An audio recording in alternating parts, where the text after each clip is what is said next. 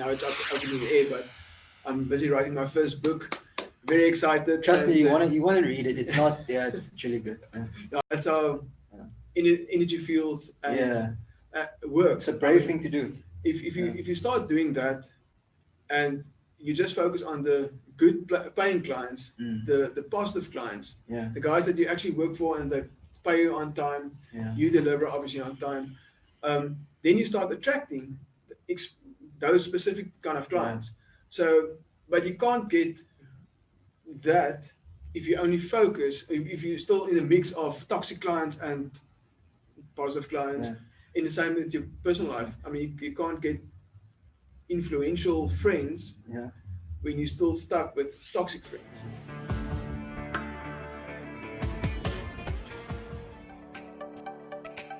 Thank you, Russell. Yeah, thank you. I don't know if I should thank you or you thanking me, but I know for a long time we've been having conversations, and finally I wanted everybody else to hear what the wealth of knowledge and insights that you have, because I always stream into your live broadcasts on your Facebook and also your YouTube channel, which is amazing, by the way.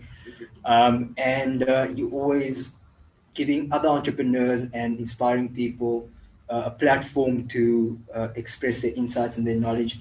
And I thought, about 2 years ago, I still had a radio show called Passion Project, and you were a guest. And I thought, what, I wish we had a bigger audience back then so that they could hear everything that you shared with me in studio.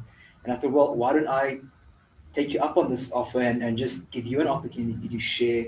So that's what we're doing. So, so I'm just going to kind of poke you here and there, and then I'm just going to let you leave it all on the floor for us, okay? I'll do my best. Okay. Thank you very much. And I think, like I always mentioned to you as well, we do a lot of coffees and breakfast. Well, coffees in my case. And he doesn't drink coffee. And breakfast and stuff. And it's always great just to have a high energy kind of inspirational kind of conversation. Yeah. And I think that's what we try to portray today as well. It's not a hardcore interview kind of thing. It's really just a nice chat, and let the next potentially 2 hours, let this 2 hours be placed for maybe for somebody entrepreneur to see it, and maybe just something that either one of us say might just inspire somebody and just something just click in the head for something. 100%, and that's so awesome. I listened to this interview by Marie Forleo. She's an American entrepreneur, and what she was saying was, we often look at people doing something, so you can say, oh, there's so many entrepreneur chats, there's so many live streams, everybody says the same stuff, but sometimes there's a way that you can say something that can spark it in somebody else. And a good example is you can preach at home, you can say to your people at home, do things this way, and for years they won't listen, they just won't get it.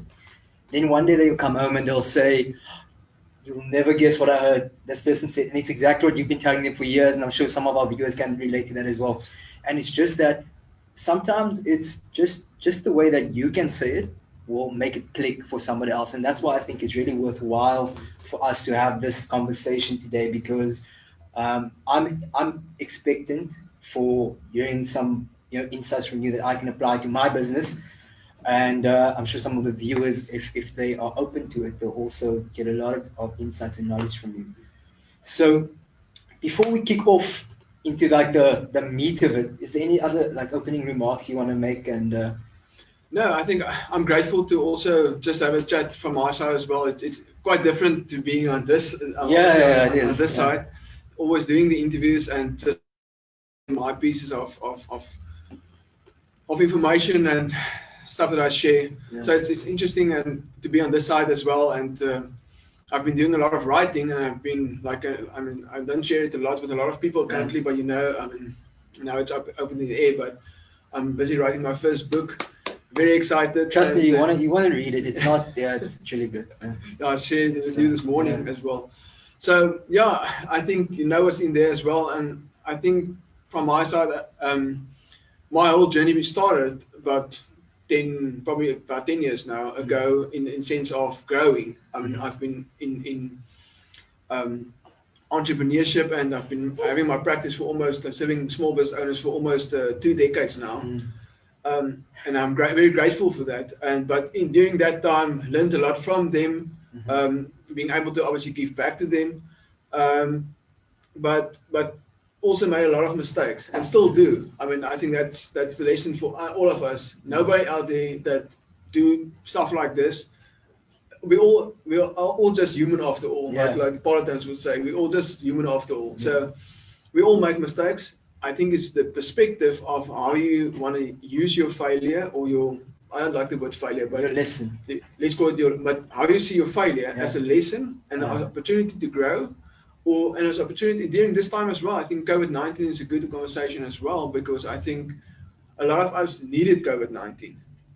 We needed COVID-19 to actually grow inside. And I mean, I say that a lot, but the bigger our inside grow, the better our outer world will reflect. 100%. We always expand from inside out. I'm a big believer in whatever we see and whatever manifests in the natural and outside world, it had an origin internally. So I'm a big subscriber to that train of thought as well. You mentioned, your start of your journey or your growth journey. And that's interesting because the majority of people see someone successful, maybe they are the successful person themselves. And as people, we get into that mindset, well, if I got this far, then surely I'm okay. I don't need to be questioning my thoughts or my beliefs or my ways of treating people. I mean, I'm making money. I don't answer to anybody. What do you have to say towards that mindset and just mindset as a business owner, entrepreneur? There's a lot of questions actually in there, but I think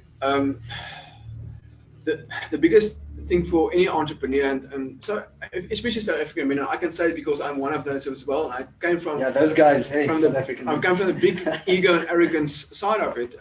I've been made a lot of money previously in my life through some businesses, and I thought everything I touch can turn into gold. I've been very arrogant and all kinds of things. In my book, I actually write about that. But I believe every young man, and I'm just speaking for guys because I can feel the emotions of guys. But I believe every young guy needs to go through a terrible financial time in their life. The sooner the better. Because you asked me about growth, but we will never grow unless something triggers that growth. A deep emotional. Exactly. You won't just one morning wake up and Jasper, I want to grow now. So we all need that. I had 2 wake up calls in my life. I've been in entrepreneurship, like I said, almost two decades. I've been, and in 2010, me and that time my partner, we had quite a big finance business, and through the economic recession. When it crashed, the actual business also basically just stopped there, and then it was about 20 billion rand worth of investments. 20 million? 20 billion. With a B. Sorry, million, sorry, 20 million. Okay. I wish. Well, luckily it was only 20 million. But, and we went through a massive crash, and before that I was pretty arrogant. I, like I said, I thought I can turn anything into gold. Midas touch. Exactly. And then that really shook me, took me to very dark places. And going through that, obviously I played victim because I blamed partner, I blamed a lot of people around that. And in place of actually taking absolute personal responsibility for my side of everything, my side of not putting in boundaries, putting up boundaries, not so I can point out so many things, but that phase in my life forces me to grow tremendously. So that was my very first experience with failure, but there was a lot of opportunities came out from there, and one was my personal growth. And then I met with another partner I'm still with at Lead Optimizers, and been going for about, if I quickly need to guess, about 6-7 years now. Probably, I think 7 years. And we initially started just with a BE website that we started, a niche market website, and one morning we woke up and we got like 1,000, in the average over a month, 1,200 leads per month. Wow. that we got. So it's like Which all is of a quite sudden, it's a lot. yeah, and from there progressed into other similar things, and we started doing it for other clients as well. And before I knew it, and I was in the meantime also got involved in a martial arts gym. I was 50% owner of that as well. So it was just all over the place, and I got myself into a place of burnout in probably, I think it was middle 2017. And I was always into the work of Robin Sharma. Okay. And then after that burnout, because that was pretty much my second, let's call it failure lesson. And that forced me to really dive into my personal development, into how I manage my time and everything. And we can potentially look at a few of those kind of habits that I've started doing as well, a bit later now. But one of the things that one of my friends actually taught me was the Pareto Law, to start not just in your business but in your personal life as well, in overall, because these two things are really just interlinked into each other. Yeah, personal, especially for entrepreneurs. Yes. You can't split it. You can't really split it. Yeah. So I've done a very hardcore audit on myself in totality on the Pareto Law, and I've at that stage sold a portion of my practice. So just the Pareto Law is, just maybe explain, it's the 80-20 rule. That's right. Otherwise known as the 80-20 rule, which means 20% of your activities are responsible or yield 80% of your results. So the 80% of what we keep ourselves busy with actually yield a very small portion of our results. Yeah, it's a lot. I mean, there's a book on, I think, David Bach. There's a whole book on 80-20 principle, which is quite good. It's you have to even read the whole book, but I mean, there's a lot of content, and then it goes all kinds of ratios. But the big concept and principle out of that is that you focus on the things that really matter, and it's not just business; it's actually your personal life as well. So go audit your friends. Do you spend time with friends that? And these are all things you did. All things I've done, and it was hardcore because I mean, there's a lot of, obviously there's clients, there's people that I fired a lot of clients. Fired clients. I fired clients. Paying clients. Paying clients. And that's the opposite of business work. but the beauty of that was, I mean, and that's how energy fuels and works. It's a brave thing to do. If you start doing that, and you just focus on the good paying clients, the positive clients, the guys that you actually work for and that pay you on time, you deliver obviously on time, then you start attracting those specific kind of clients. So, but you can't get that if you only focus, if you're still in the mix of toxic clients and positive clients, in the same with your personal life. I mean, you can't get influential friends when you're still stuck with toxic friends. That's a lot, and I want to work through it. Yes. But I want to focus on one thing that hit me hard when you started talking about taking responsibility. Now, as a young man myself, I turned 28 this year.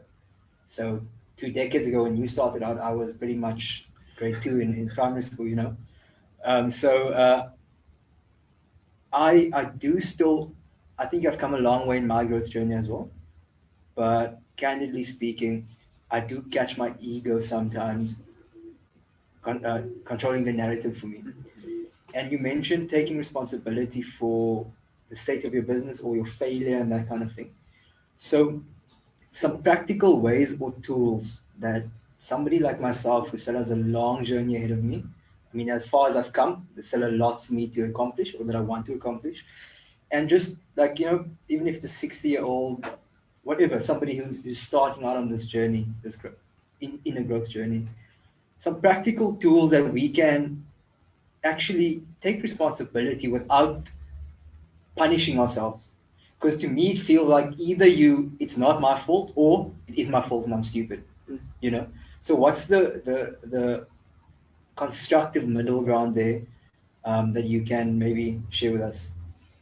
Well, I think that the hard facts are, if you want to grow, it will always be uncomfortable. You can't get. I agree with that. And that's why a lot of people don't grow. That's why only 5% really rise to the occasion and actually grow. and be successful, and whatever success means to you, because that's also a very universal word. It's like the word normal. But so you're saying success is a universal word, like the word normal. So success can be different for you the same way normal can be different for you. Exactly. That's very cool. Yeah. My perspective of something, and my right for something, it might not be the same right for you. Yeah. But it doesn't make either of us wrong. It just is my perspective at a certain growth stage in my life. We all react on our current level of maturity and level of growth. And awareness. That's so true. Like I was in a workshop many years ago, well, not many, it's like 5 or 6 years ago, and the workshop facilitator demonstrated the concept of perspective by placing a cereal box in the middle of a table and asking the people on each side of the table to describe what they see. And obviously each person had a different description of the box because they were looking at the box from the different sides. And she said, well, everybody's correct. He said totally different things, but everybody is describing the box that they see in front of them. And I think that's such a powerful demonstration of what perspective is, right? It's not a matter of right or wrong, and we shouldn't try to put people in the box of, well, if you're saying if you're right, that means I'm wrong, They could also be right, but from their perspective, or so that's really powerful. And I agree with that. I think that's a good, and not to bring religion into this conversation, but it's welcome. I mean, we both are believers of God. So, but my way of seeing God, it's not the way you see God. But that doesn't make me wrong. It just makes me how I relate to God. So it's the same thing with your business and with your personal growth. So I think for a great way to start is to understand that you just mentioned ego, and that's a big thing because understand that the most people doesn't wake up this morning and want to really be nasty to you. They don't wake up this morning and say, I want to be terrible to Jasper today. It comes from their perspective and their awareness and how they react to you. And the best way to in my opinion, is to start journaling. I mean, I know you journal as well, but to start journaling and because it's one thing to have everything in your head, but to actually put stuff on paper, it's actually you revise your thoughts, so that you can actually start seeing your thoughts and start getting into a kind of a structured kind of way. So celebrate your wins every morning. Your gratitude. That's a good way to start growth. Is by grateful for what you already have. That's something that I've also implemented. That's awesome. Yes. Do like three items. I used to state that I love my coffee in the morning, but now I can't enjoy that anymore. Just do it, yes. Just have the coffee. It still smells nice. So, but to get to the growth portion. Once you get to the portion, the state of being able and be open to grow, because you need to be open to grow, and that 100%. Don't just happen. So, one of the things a lot of people assume that they will grow. So with age, just merely by doing whatever you do every day, that you will grow. You will potentially, you learn a few things. Growth, you might learn a few things, but it's that deliberate daily practice of growing. It might be reading books, it might be having a weekly coffee something with a mentor, just to keep challenging your perspective, because the only way you can grow is by perspective. There's a beautiful book called Flow by Mihai Csikszentmihalyi or something like that. It's like this kind of word, but the book Flow. Flow. So. And which is quite interesting. I used to be a martial arts instructor. I still do martial arts, but only jiu-jitsu currently. But if you imagine like a graph, like a block like this, and you have a graph straight from the bottom to the top there, and you imagine your comfort zone in the bottom, and you're out of your comfort zone, your uncomfortable zone on the top. So comfort, discomfort. Comfort, discomfort, and here's your line. So that's a big thing I took from that book. So and I can apply it. I could see it in martial arts as well. You can't put a student through too much and give him too much pressure. you just need to be above this line. Okay. So just above his comfort zone, but not too far into the discomfort, because then he falls away and get discouraged. Okay. But you can't also then, you must keep him just top of that line, and as the line goes up, obviously you keep making advancing, more advancing and advanced growth, and also keep the bottom of the line as well. So all of a sudden, what was difficult today will be easy tomorrow. And I think that's the biggest thing that for growth is everything that's difficult today will be easy tomorrow, and everything that's easy today was difficult yesterday. That's so powerful. And what comes to mind is something that you also touch on a lot. Just picturing that graph and moving up the graph, it speaks of progress. So knowing first of all and being okay with, look, I want to be the guy that can do 100 push-ups in a minute, but currently I'm at, let's say, 80, right? So now I'm not going to beat myself up because I can't do 100. I mean, I could say I want my business to turn over 50 million rand a year, but currently my business is turning over 5 million a year.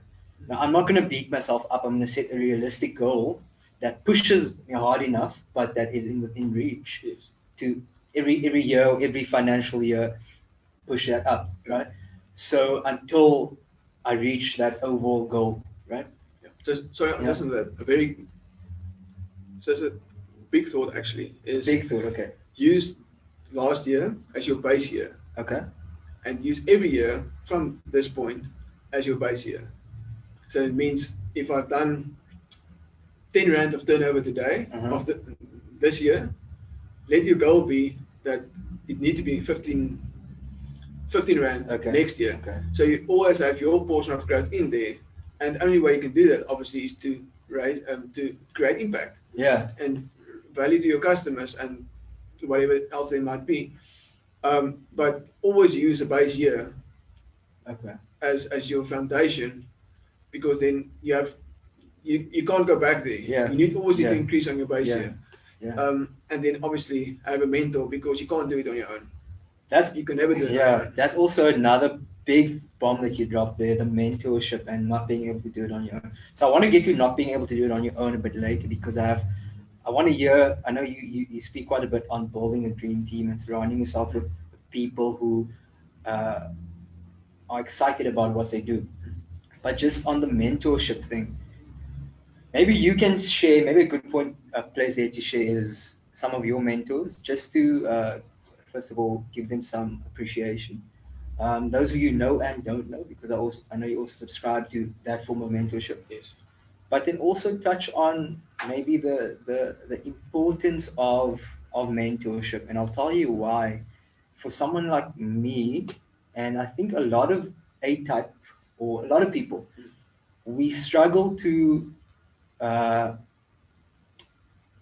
submit to a mentor. We think it's if you subscribe to, if you say this is my mentor, you have now admitted that this person is much better than I am, they're higher than me, and I must follow their teachings to kind of, and a lot of people, especially entrepreneur types, maybe it's just me, this was me a few years ago, I've grown out of that, thank God, but so I'm just speaking super plainly.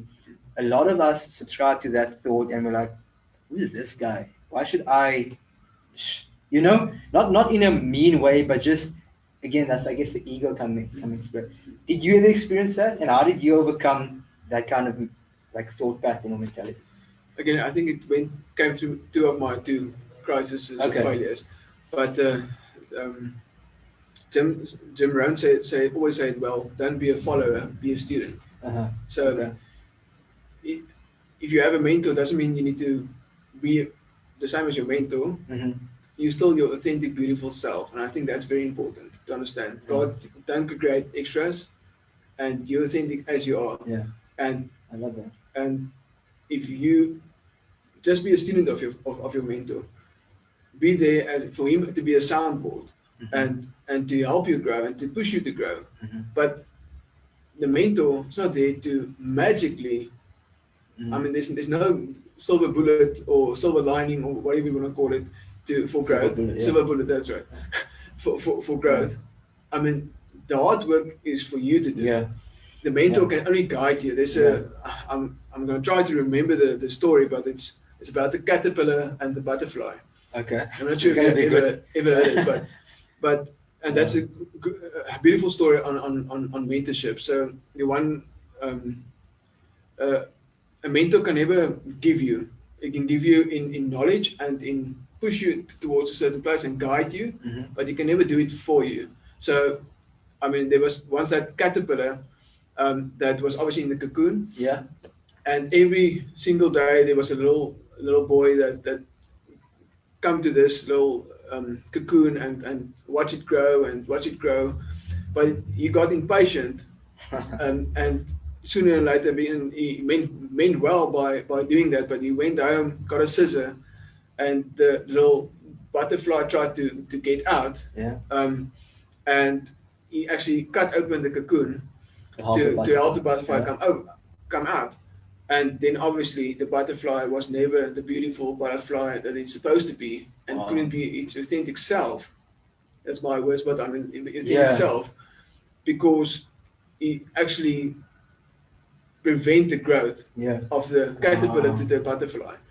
So I think it's very important to understand that nobody else can force you to grow. Nobody else can even help you to grow, but they can guide you. And I think that's what I always try to do in my you just call the GM team as well. Always try to guide them. There's a thing that I call tough love. So I can guide you, but you need to go and make the mistakes. You need to go hit your head, and the only person that can be responsible for your growth is yourself.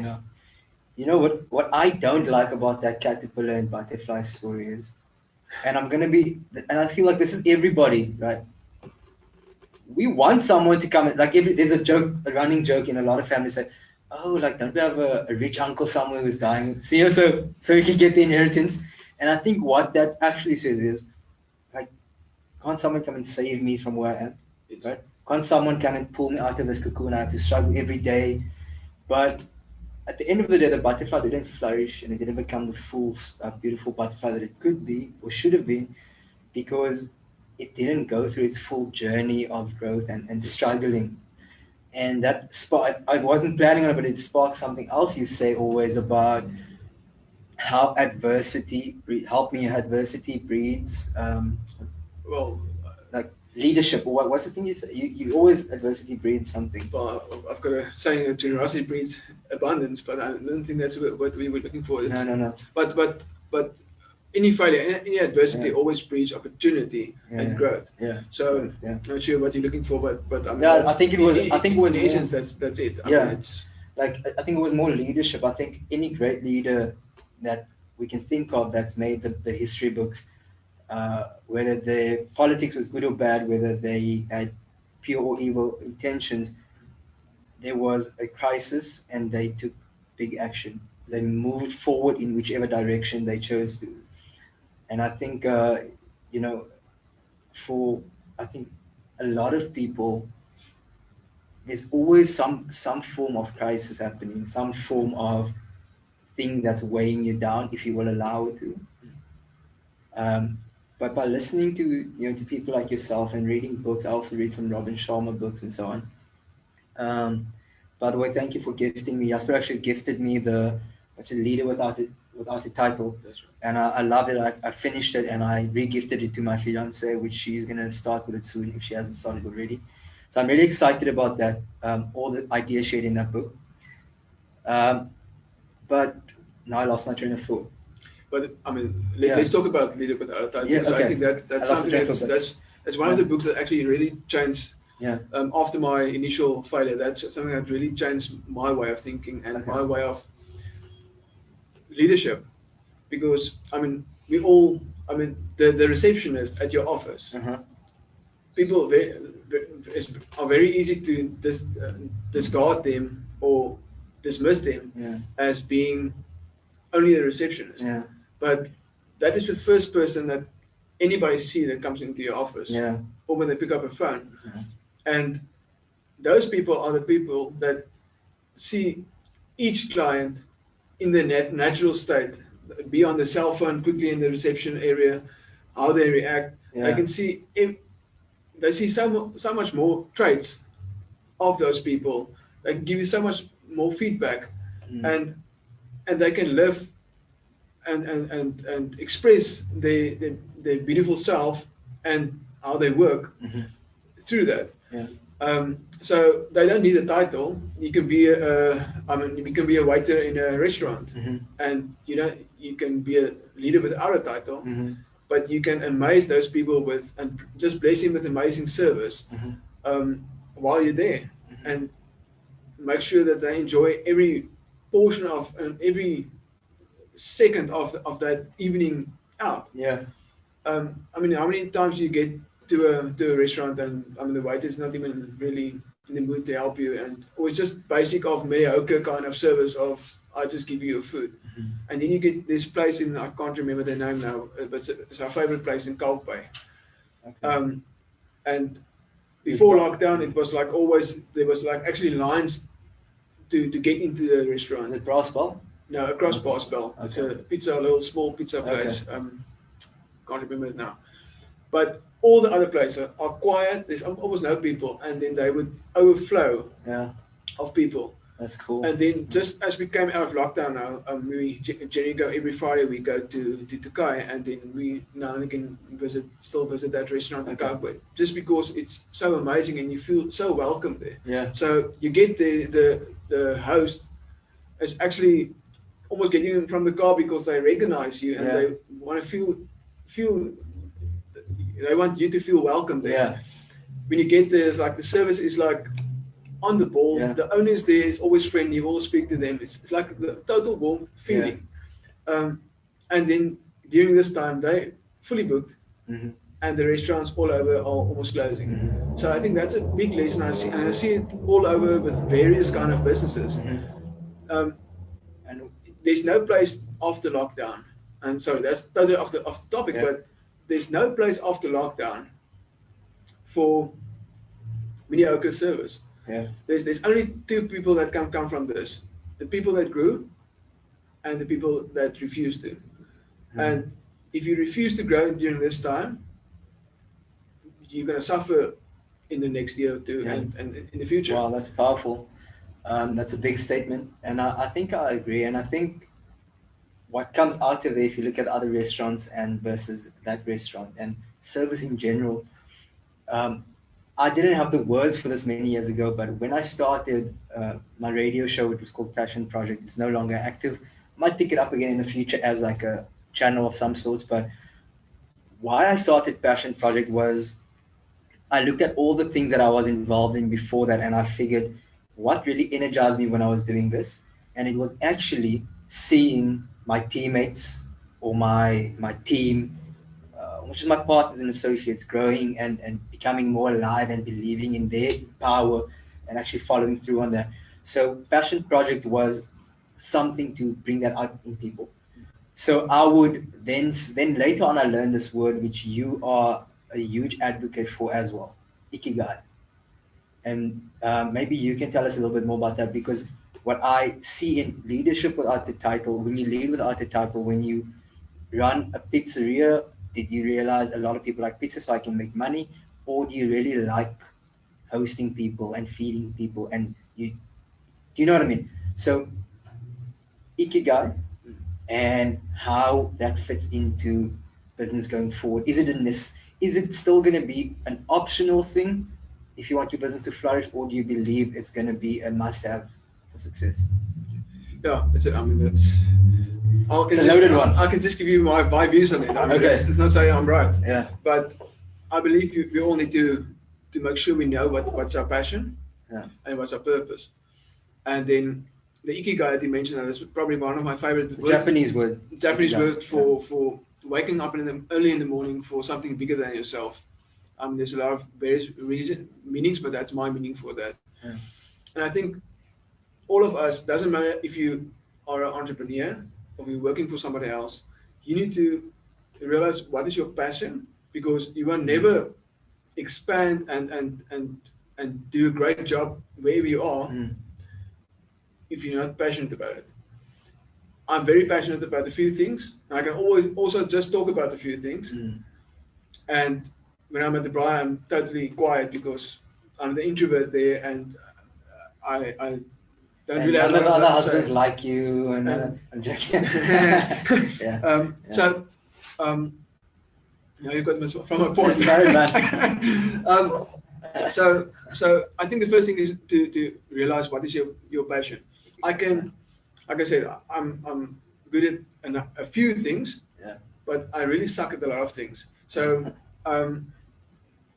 if I might need to be a mechanic, and I've got a world of respect for a mechanic because I can't do it. But you can put me there, and I will sit there next to an engine. I can potentially probably take it apart, but that's the far as I can get. I would probably start swearing because of that. So that's very important. If you will never excel in anything, and be very excited about whatever you do, if you don't follow your passion, because you won't be excited in what you do. Okay, so. And then obviously your purpose is the larger and the more heavy word, because why do you wake up in the morning? Deeper, Why do you wake up in the morning? So do you only wake up? My previous life, my first 10 years in business, was my purpose was making money, making a lot of money. That's all I want to do. And the rest doesn't really matter. Then my first failure came, and that was really a switch for me of changing my whole mindset, and I started reading Leader Without a Title, and I, during time, realized my purpose.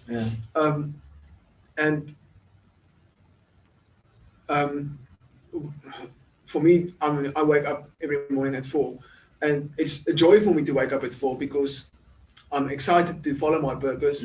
And again, your ikigai, because then you jump out of bed because you're excited for something bigger than yourself to start doing. Evan Carmichael is one of my mentors. He's almost like a one-on-one mentor for me, but very involved with my growth. And sorry, I lost my thought now. Your purpose. You touching on your purpose. Sorry, I lost my thought now. Just on Evan Carmichael while you're thinking, just for obvious. So I would highly recommend you checking out Evan Carmichael's YouTube channel. Evan has about 2 million followers on YouTube. 2.3 something. Subscribers, not followers. And what's cool is that I've started noticing that even is Canadian, and he's been doing this for about as long as Jasper has been in business as well. He's been on his YouTube thing, doing shows. And what I realized is Evan is even interacting with Jasper one-on-one more and more, which is really cool because, in the beginning of this whole discussion, I said that, I wish that more people could, be present when Jasper and I have these conversations and he drops his knowledge bombs and insights and that kind of thing. And I'm not saying that stuff because I want to make Jasper feel good. He doesn't need that from me. I'm saying it because even people like Evan, who have 2 million subscribers, who subscribe to listen to his insights, he's teaching Jasper a few things, but he's choosing to engage with Jasper because he knows there's value for him there also, right? He can also learn a few things. So, number one, subscribe to Evan's channel, and also then Jasper also has a YouTube channel. That's right. Your channel. Jasper Basson, Accounting, Tax and Habits. Yeah, but he doesn't talk a lot about accounting on this, so don't worry. He won't be giving you accounting lectures on the channel. Big mix between accounting and tax, and then also obviously success, growth, habits. Yeah. So Evan Carmichael, he wrote the book, Your One Word.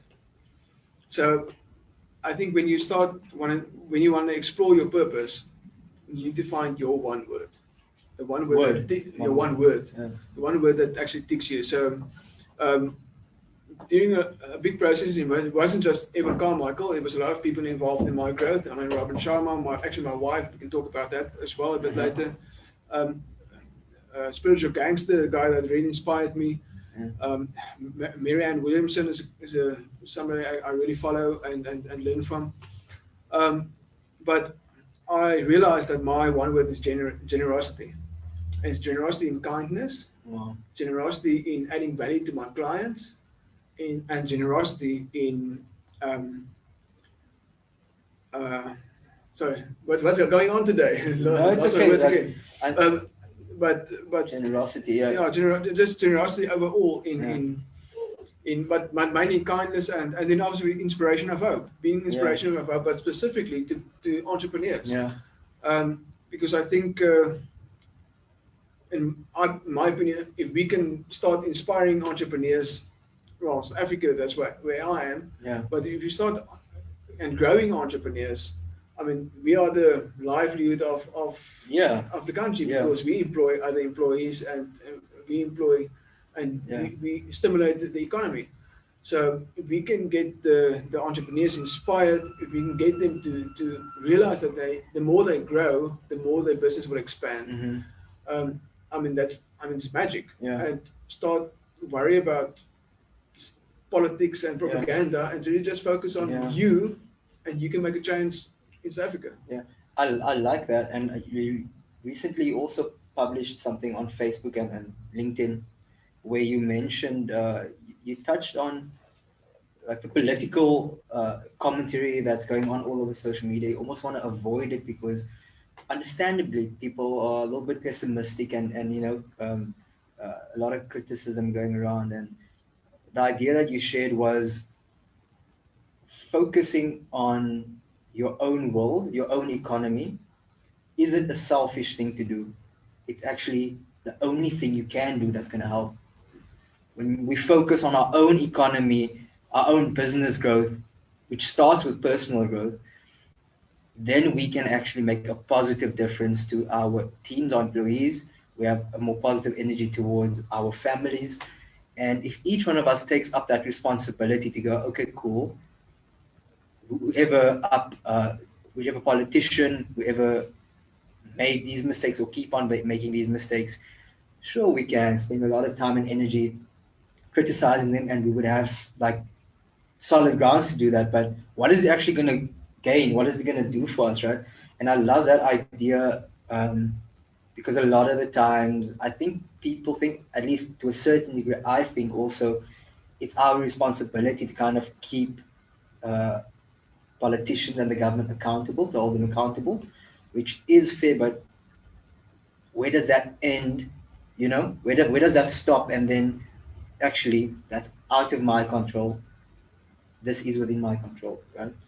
Well, the question is your direct environment. Does it include Jacob Zuma? Does it include Yeah.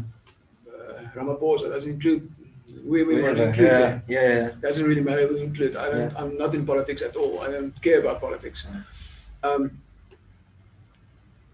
But you can make a difference to your own economy. Yeah. You rather create your own economy.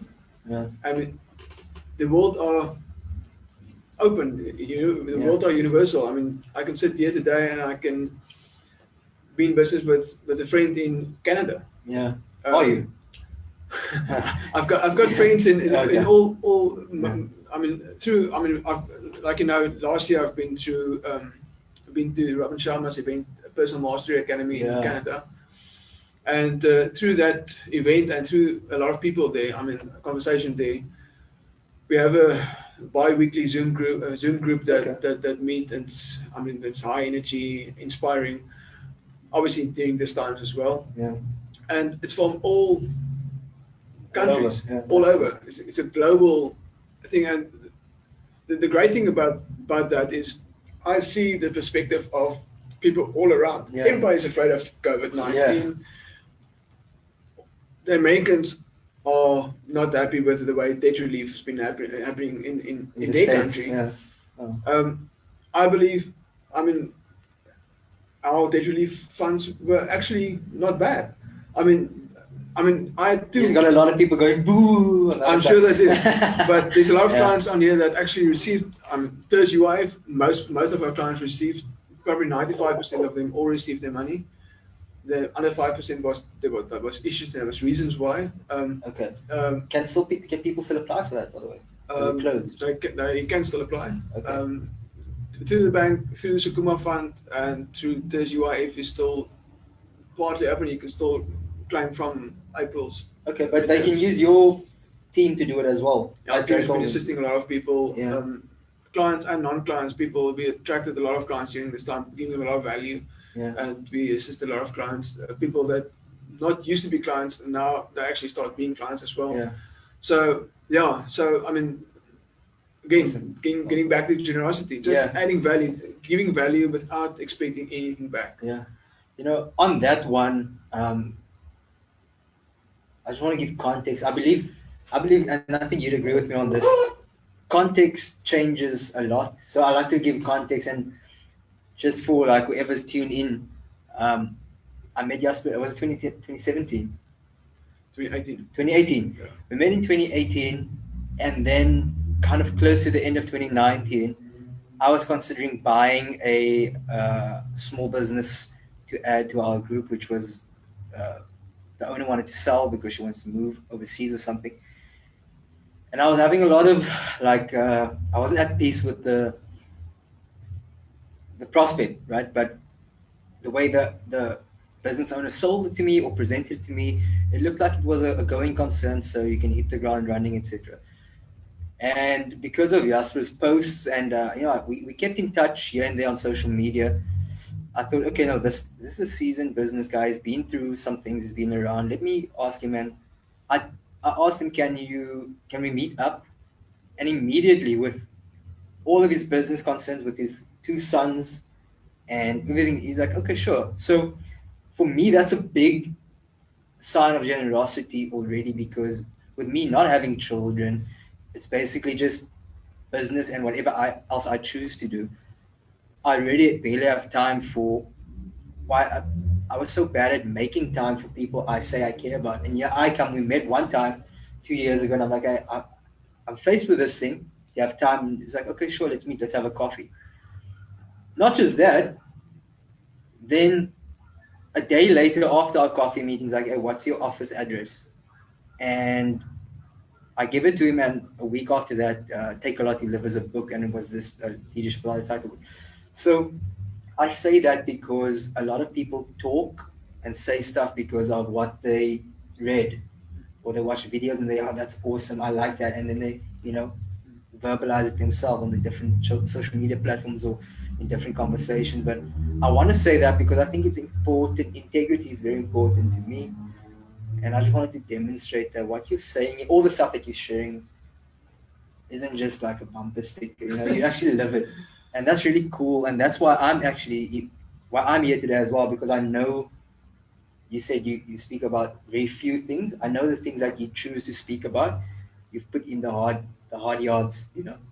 So that's cool. So and I think included in that is I made my mistakes as well. Yeah. And from the mistakes, I actually learn from them. So I think that's very important to understand that we all need this human. Yeah. And we all make mistakes, and it's just our perspective of how we see our mistakes that differs. Now, how does that happen? If I'm, for example, at fault, right? Yeah, a situation unfolded, which happens very often to a lot of people. A situation unfolded, and if we track back the series of events that caused that, a lot of the time, if we're honest, we can see, okay, but I reacted poorly there. I planned poorly there. I didn't put in place what I needed to put in place. How do we take responsibility for those things in your experience? How did you do it when things went south for you? Beyond looking at the external factors, how did you look at a situation like, actually, I handled this whole thing wrong from the beginning. Actually, my mindset or my approach was completely off. How do you do that without going like, I suck and business isn't for me? I think to answer your question in not too long, like a paragraph, is there's a saying that goes. Actually, we've got time, so you've got time. Yeah, there's a saying that goes: never crucify you about the things of the past, and never fear about the stuff that still need to come. Oh. So, I think let's go to. I like Graban Sharma's methodologies, and he talks about the 4 interior empires.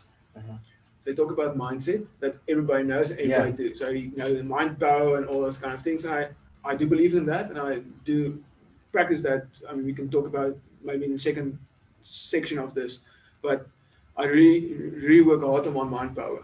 Okay. But then there's your health set. That's your vitality. That's how you eat, how you train, those kind of things. and then there's your heart set and your soul set. So mindset is very easy because the most of us know about mindset, right? So we know positive thinking. Yeah, I am. Yeah. Which is important in my opinion. I mean, somebody like me, it was important for me to do that. Some might not be that important for other people. When you say somebody like you, that I mean, I needed something to reassure me every day, subconsciously, about certain things. Okay. But yeah, we can get to that in a moment. So, and then obviously the two difficult ones are heart set and soul set. So, and I think that goes into what you just asked me about. How do I go about the things of the past that happened? Yeah. My opinion is just let it be. Take the lessons. You never go backwards. You always go forward. So, regarding his health set, he's got an amazing tool called Afro. The Afro tool, not Afro. Not okay. Afro. So it's specific for heart set. So be aware of how you feel. So how you feel about this specific topic, about whatever it is. You made a mistake.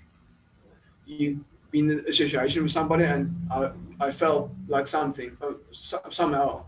Yeah. How did I feel? And why do I feel like that? So become aware of that. Yeah. And then the second one is F. So start feeling that feeling. So feel wherever you feel that pain. And that's difficult. And really, it's hard work. I know. I mean, I told you growth is hard work. Yes. So and then, but really feel that, be in the presence of only that, not playing a cell phone, not being in front of television. Really be there. Write journal about it if you need to, but really feel how you feel. And the third word is R for release. So once you felt that, once you're aware of that, you felt it, and now you release it. And once you've released it, you let it go. So it can be whatever it might be. But the moment you release it, the only way forward is to ascend from there.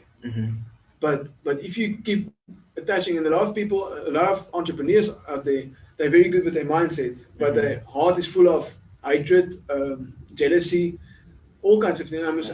I'm talking about jealousy, not about your partner. I'm talking jealousy about, I don't like that Russell is doing great. Yeah. And I've got very little friends, but the friends I do have, we are very grateful for each other's successes and growth. One of my friends got the same YouTube channel as myself. Okay. We're both accountants. We both share accounting and growth kind of information, and I'm very grateful for him for all his successes. Yeah. And we encourage each other to go there. So, but that's a great tool to actually really delve deep into, be aware, start feeling it, because I mean that's the biggest thing we don't want to feel. Yeah. Like you just mentioned as well, you don't want to feel. Yeah. And then release it, and then you can ascend from there. And then your soul. I mean, your soul. If you so focus on your ikigai, on your purpose, then you don't have time to worry about what other people say, how they react.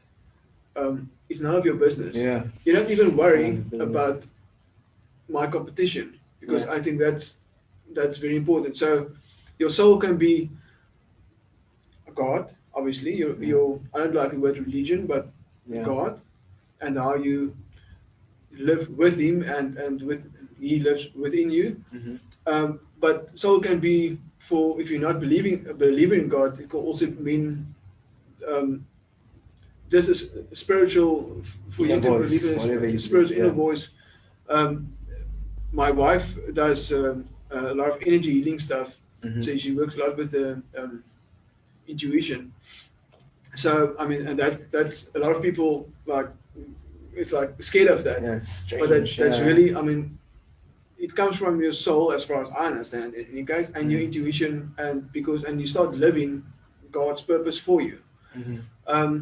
So, and then your soul, the other function of your soul is to really live your purpose and your ikigai. So wake up in the morning for something bigger than you, and start. I mean, to live in the magic every day is by don't worry about what other people think of you. Don't worry about small little stupid things, because a lot of our issues and stresses that we have is not about big things. It's about this small little things that accumulate and eventually get to a big thing and a burst out, or a burnout, or a what do you call it, like a explosion almost, like of emotions. But um, I see a lot of entrepreneurs, they worry so much about the most silly little things, and they're not focused, totally focused on what they need to achieve. Yeah, and I think 100%. You said so much there, but just two takeaways that I want to touch on is you mentioned if you're working at your personal best and you're striving every day for that, you don't have time and energy to worry about what other people think of you. So I think a lot of the time, admitting where we went wrong or not wanting to admit where we went wrong is also a matter of, well, if I admit this, how are people going to see me? You know, if I admit that actually my first 3 businesses were epic failures and I actually made losses, not profits, and all these, whatever it may be, like, are people going to still look at me like as an all-star entrepreneur or an entrepreneur with this bright future? You know, if I admit these failures, what am I going to look like? If I admit that, okay, sometimes when I get super busy and there's deadlines and clients are waiting at things, that I do sometimes speak with a tone of voice to my team when they knock on my office door that might not be how I would want to speak to them. When I'm willing to admit that kind of thing, does it mean that I'm not a good leader? You know, does it mean that I don't handle my staff with love and care the way they deserve to be handled? You know, that kind of thing. When we are so captured by what other people are going to be thinking of us, it does stifle our growth because now we're not taking the corrective action because we didn't want to acknowledge, you know, we didn't want to shed light, have awareness of that issue, which is Africa is very powerful actually. It is. So I think, well, the biggest reason for people not growing is because they want to pretend a front for other people. So they want to be on Instagram next to their Porsche. That's and they, I mean that's what's happening. I mean, go onto Instagram. That's why I deleted my Instagram. But I mean that is the reality is people want to just be perfect, and other people see that perfect, and subconsciously start growing into your reality. But I want to encourage you as well. Be authentic.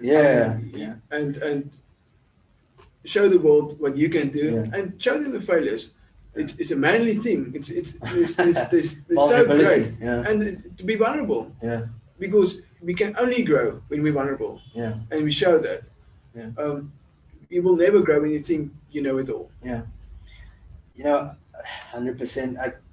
I have this thought also that, and this is something that I published. I journaled it maybe 6 months ago, but shared it with a few people, and it's business is easy. Making a deal is easy. It's if you think about it, a business, I have this service, you need this service, you can afford it, we do it, the transaction is complete. But if it was that simple, wow, this product, I put it on the market, everybody needs it, so they buy it. If it was that simple, why are businesses failing? Why is every entrepreneur that opens a business where there's a demand for his or her service, why are they not succeeding? And for me, the answer came down to internal will, like how we are running our business, right? And I know you touched on that already, but in your experience, maybe there's a real example that you can share with us, or just whatever comes to mind, where there's been businesses that have really had a lot of potential, but for that reason, the growth was stunted. And I'm asking this because maybe there's someone that will watch the video, but that's watching live now, or who will be watching the recording that feels like, well, I'm not buying this thing of you need to do inner work, expand your internal world in order for the business to thrive. If I have something that you want to buy and I give it to you, boom, there's business, right? So maybe just a practical idea, or just your thoughts on that. Well, I think the biggest struggle point for a lot of people, let's just focus on the I give you service. Yeah. Let's say you approach me for digital marketing. Yeah. To give you a real-time example, because you do digital marketing as well. Yeah. You approach me. How confident are you to give me a price of your service? Yeah. Yeah. I'm going to put you on the spot here, but I mean that is something. I mean that's an issue for probably the biggest biggest portion of entrepreneurs is they can do something. Yeah. I mean, there's a lot of good employees that can do amazing things, but they can't be entrepreneurs, because entrepreneurs not just delivering the service. Entrepreneurs, the whole package of managing a lot of kind of things, managing stresses, and all kinds of things. But the biggest thing with entrepreneurs that I can see is, especially money-wise, monetary-wise, is they're not comfortable of understanding their value and declaring their value to people. And people will only value what they pay for.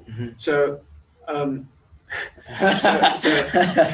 think we started it in a post earlier this week, but unfortunately that's the truth. I mean, if somebody doesn't pay you, or pay you a lot less than you're happy with, you won't give them proper service, because you won't want to do all those things for that little money. So from what I started doing was to decide we've got a lot of monthly accounting clients. So what is my monthly accounting fee that I'm happy with?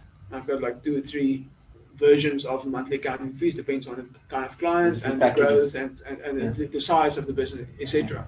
But not every client that comes to me needs to be my client or must be my client. And so you need to decide beforehand, what is my type of client and what is the fees that I'm happy with and that reflects my value in delivering that service.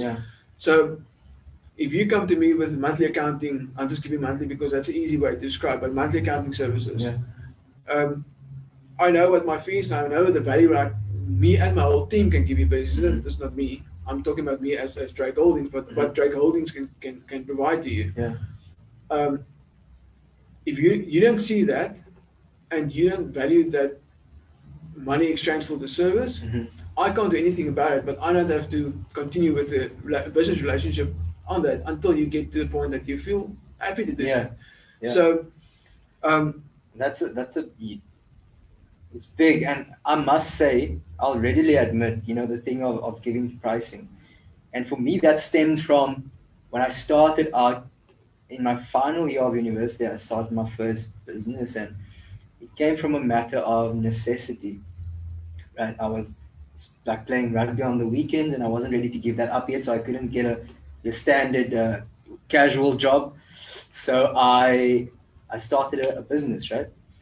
And it was out of necessity. And when you're doing that, when you're in that position where you have to make it work, you kind of get into that mindset where just give me what you can, And because I'm not I'll give you what I can kind of person, I'm going to give you everything I have. For sure. So if I'm going to deliver the service, I'm not going to just give you what I can. I'm going to pour out everything that I have for you, right? So everything that I have available. So then the fees and service was not in proportion. And I think it took me a long time, even when one of the businesses, Spiral, started servicing Dryk Holdings, and you said, okay, send us the service proposal sounds amazing, send us a quote. I was like, okay, this is, I want to work with Dryk Holdings. What do I do? You know what I mean? Do I pricing where I think I should, or do I give a? And that's I think that's exactly what. And you just priced me to get the job. Yeah, you just priced. And that's what. Speaking of that, that's actually what a lot of tender but people who apply for government tenders, right? Yes. Apply to get the job, and then the job doesn't get done, and so we see unfinished things and poorly constructed things, but that's, I guess, a story for another day. But I, definitely, I think that also something you said, people value what they pay for. But on the flip side of that is, do you value yourself? And that's the question I'd like to ask myself. Do you value the service that you offer, or the value that you bring to the That comes table? first. I mean, you first need to value your service and yourself, and it only happens when you actually follow your purpose. Then most entrepreneurs don't do that. Most entrepreneurs start a business merely for the money. My one business, my finance business, was only about getting a lot of money, and I wasn't fulfilled. I wasn't happy about it. It's just a lot of money. So start following your purpose and live that every day, whatever it's worth to you, whatever your worth is, follow that.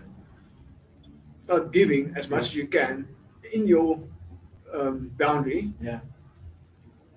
But then when you start delivering service, let the money flow, the right money flow that you're worth. So, but a lot of people start business for the money, and they chase the money. The money will come. That can't be your number one priority. The number one priority is living your purpose. When you start following that, the money will flow. No, that's big stuff.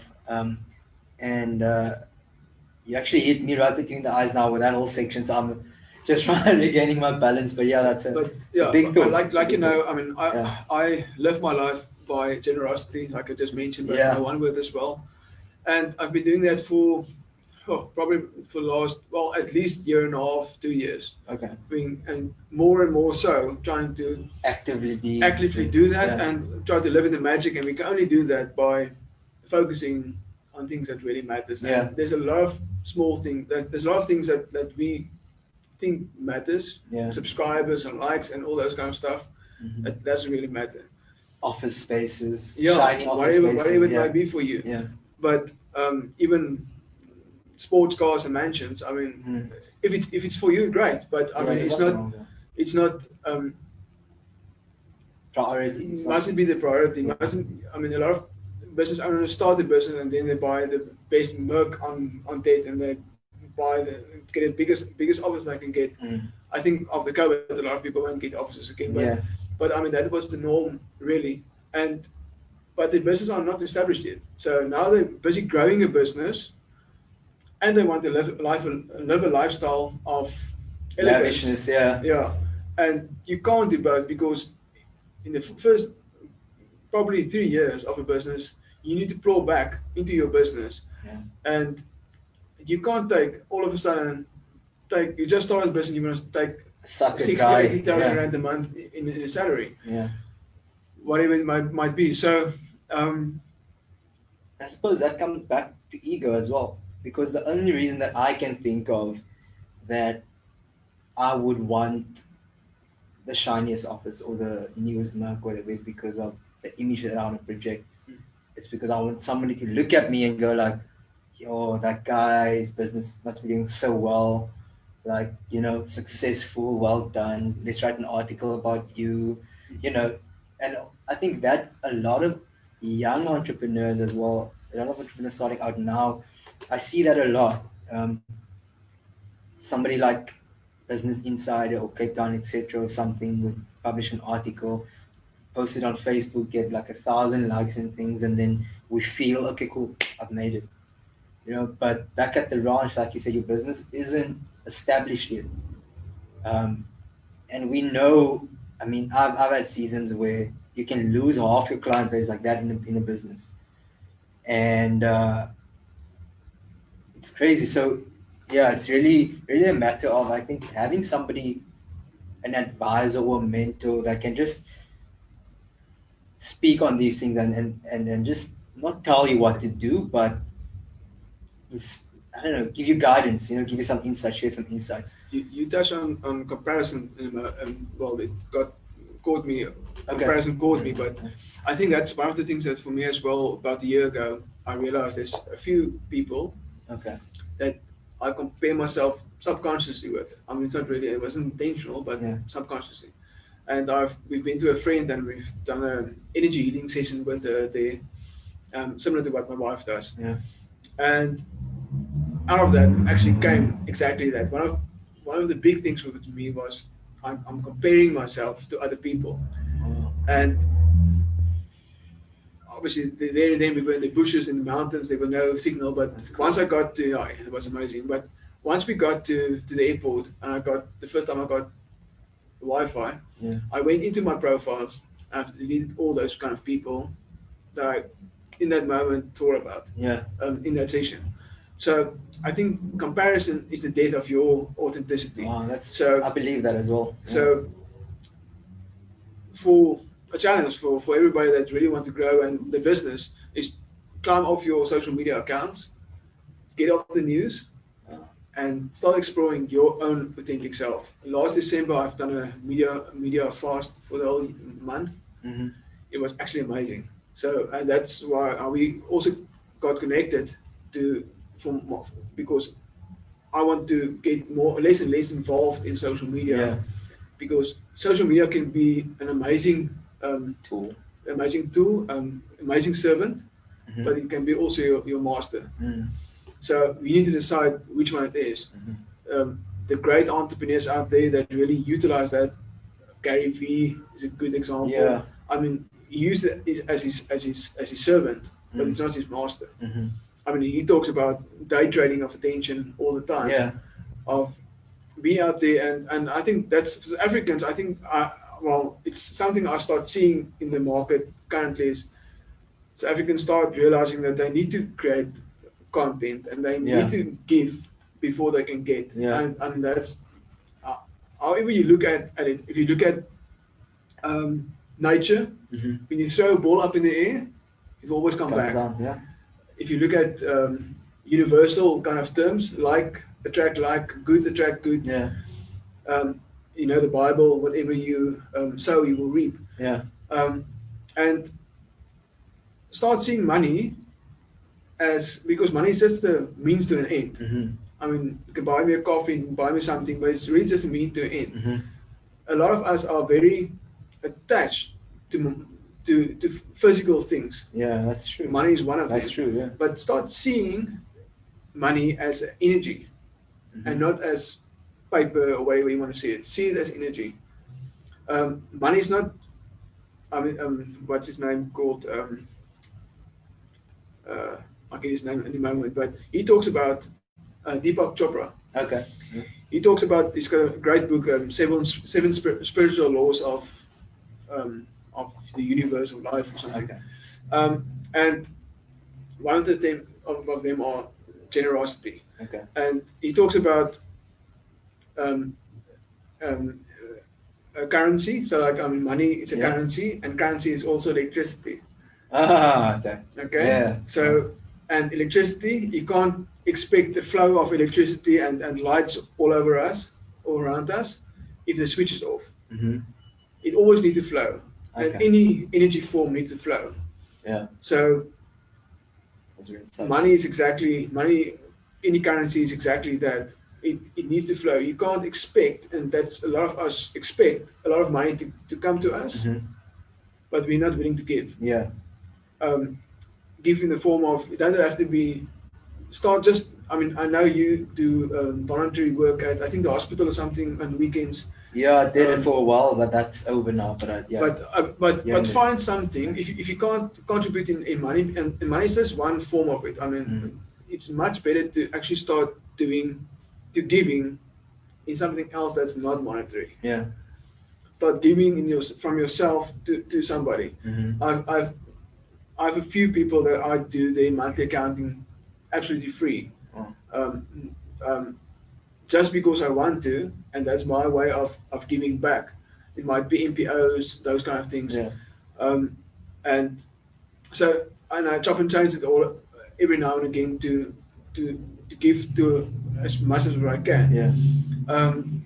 So you have to give it to receive it. You first need to give it to receive it. So, I mean, if you look at a lot of how we speak, I mean, and I think that subconsciously, again, getting back to mind power kind of stuff. But the way we speak about money, how many times do you tell yourself or your fiance or somebody in your family you can't afford it, or something is too expensive? Yeah. I mean, just those kind of words that you speak. I mean, well, since I can afford everything, you know. What do you want to buy?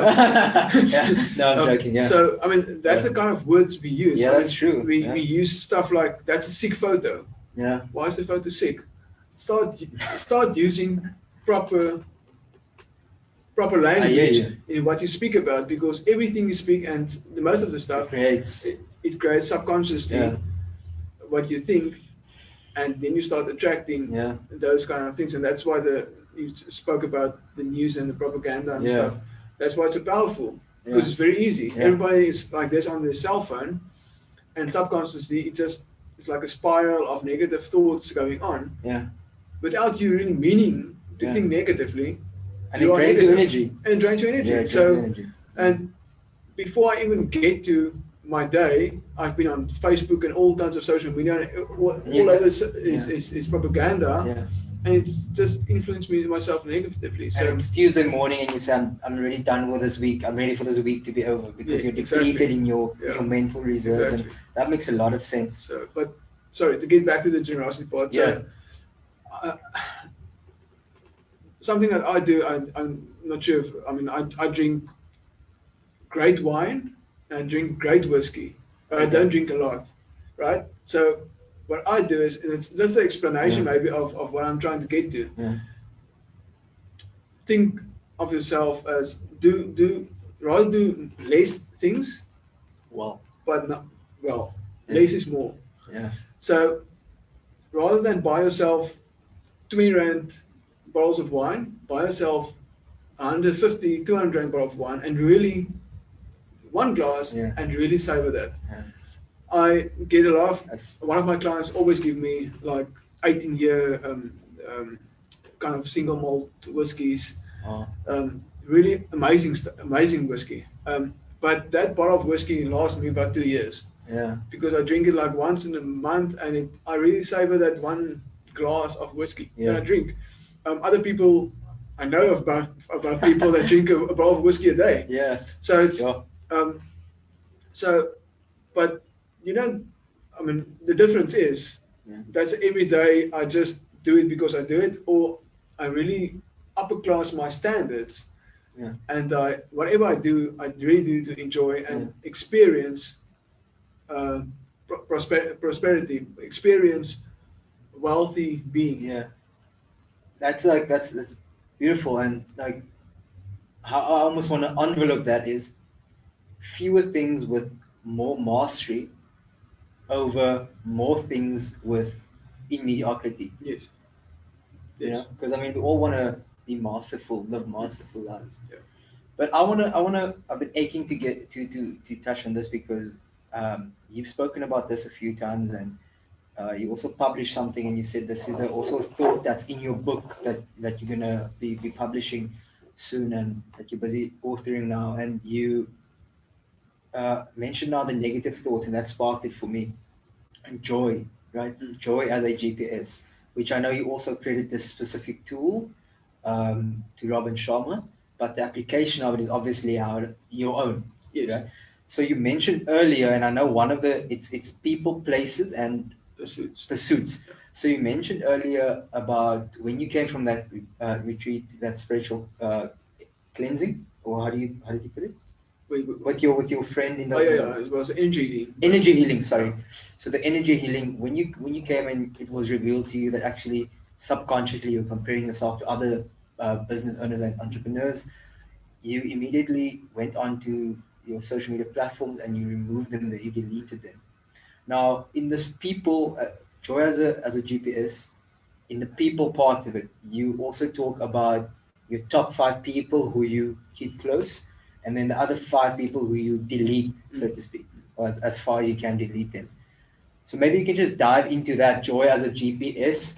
And isn't it because on face value, first that, and then on face value, it might appear to be kind of childish or naive. I mean, can you really expect to only do stuff that you feel joyful about? Surely you have responsibilities and things that you have to do, even if it's not going to make you feel all giddy and Yes.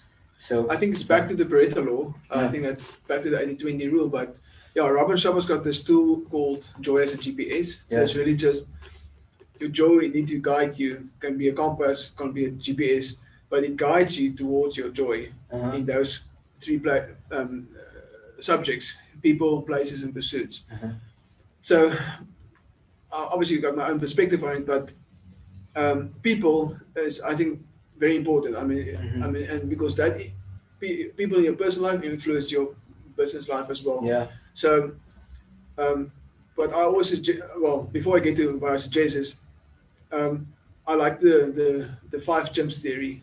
Yeah, where you can compare or estimate the behavior of a certain chimpanzee about the 5 chimpanzees that surrounds him and he spends the most time with.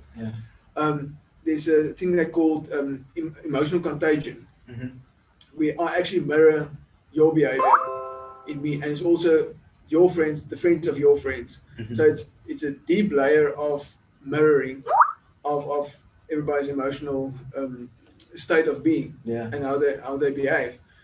And obviously Jim Rohn, the well-known Jim Rohn said it well, in the average of the 5 people you spend the most time with. Yeah. So I think that's very important, and the very understated idea that a lot of people don't do because it's hard. Again, the top 5 is easy because I write down potential mentors, friends, whatever the case may be. But the 5 people I need for the next period in time, whatever it might be, for the next year, need to be the people I need to surround myself with. At least have a once a week coffee or a Zoom or whatever the case may be. Be in conversation with them because I know they will be able to grow me in a certain way. It might be a personal trainer that you need to spend more time with, that can assist you with be better health and better eating habits. It might be a very good sales entrepreneur that can assist you with sales and guide you in become a better salesperson. So there's no set in stone kind of thing, but it's you need to decide your 5 kind of people. But more importantly is who's the 5 toxic people. And that's the hard thing because those people can be people that's very close to you. Sometimes can be family, can be very close friends, but very easy to spot. I mean, you can test them very easily. You tell them about a success or two that a goal that you received or achieved this week, and see how they react. You can very easily see if somebody is jealous about your achievement or encouraging about the achievement. So just keep quiet, they're probably jealous about it. So naysayers, toxic people, that really, I mean, people that spend a lot of time in propaganda that we just spoke about, I would suggest be friendly, but keep them out of your boundary of closeness. So that's the people part, and then places is, I mean, that's a place. I mean, if you close your eyes and just visualize, you can probably visualize about 5 places that brings you joy. Energizes you. You feel at peace. You feel creative. Make you creative, inspire you. So I've got a number of those places, but one of them are Palm Mountain. It's something that I can leave my phone in my car and I can just run up the mountain. Sometimes I do it on my own. Sometimes once a week I go with my wife and our dogs. If there's the 2 of us, we can spend some time in the mountains and just walk and chat. And there's a lot of value in stuff like nature, forest bathing. The Japanese also call it Shinrin-yoku. That's right. It seems like I like my Japanese. It's probably the martial arts. But so whatever works for you. But I mean, I get the most of my solutions in places like nature. I'm surrounding myself in nature, and there's a lot of inspirational serotonin that gets released to get inspired. But getting a lot of you will never get your solutions in the office. You will always get because that's a place where you are always, I mean, you're always there. Yeah. So get a place that you can go to with no distractions, in solitude potentially, Yeah. or I mean, I would Hopefully. suggest that hopefully, and then I mean, you will always get and leave your phone away from you, and you will get inspired there. And then obviously the pursuits, we touched on that as well, but you can't. My new way of doing for the last probably year and a half is I choose my 5 things that really excites me that I want to jump up in the morning to do. I've listed them, and all of the rest I outsource. So our team as employees at Dryk used to be till about mid 2017 used to be I think about 16 people. Okay. Right now we have 5 people that works for us, and then we've got more than that in outsourcers. And that's not because your business downscaled. That's No. just because you chose to. In fact, it actually grew from there because now Okay. it's scalable, and you have outsourcers that really want to. I don't want to say please you, but you understand what I'm saying. Yeah. I mean, it's not the employee that's just stuck there and just do their job. You've got an outsourcer that. Let's use you as an example. Yeah. I've got you that assists me with video editing, digital marketing, Yeah. and it really excites you. So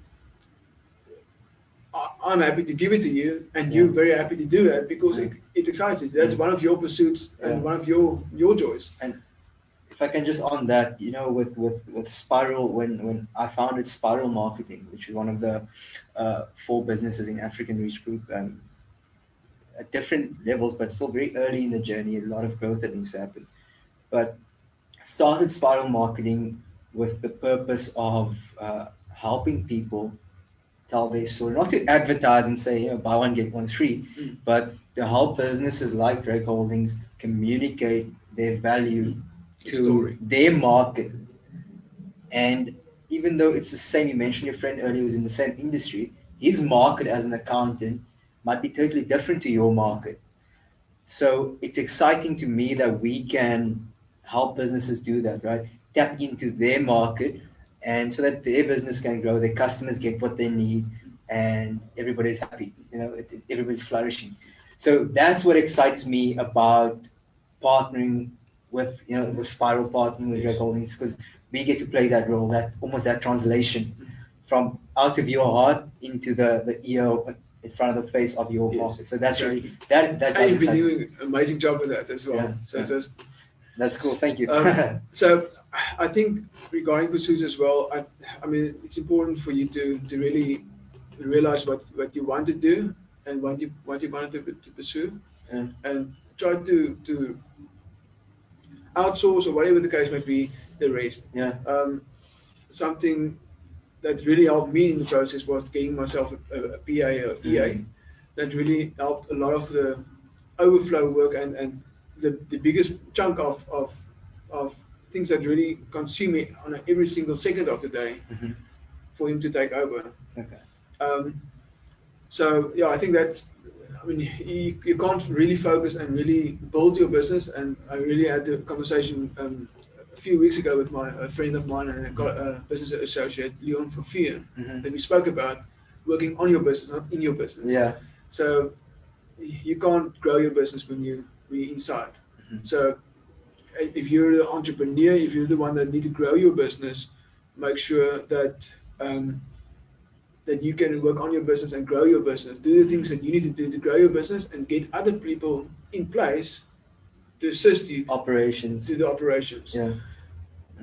On that, just being busy and being engaged. You mentioned now spending time in solitude, but then also putting your phone off. Now I know that access. Everybody has access through our phones, and I know someone like Evan Carmichael. He doesn't have a phone number. Yes. So, do you think that's a luxury that you can afford when you get to a certain level? Then you can say, you don't need to contact me, or I don't need you to be in touch with me. I don't need to be available for you. Because, I mean, I understand now, and I've applied it to a certain degree, but initially it can feel like, but that's bad service. Like, how can I say to my clients, I'm not available to you now? How are they going to feel?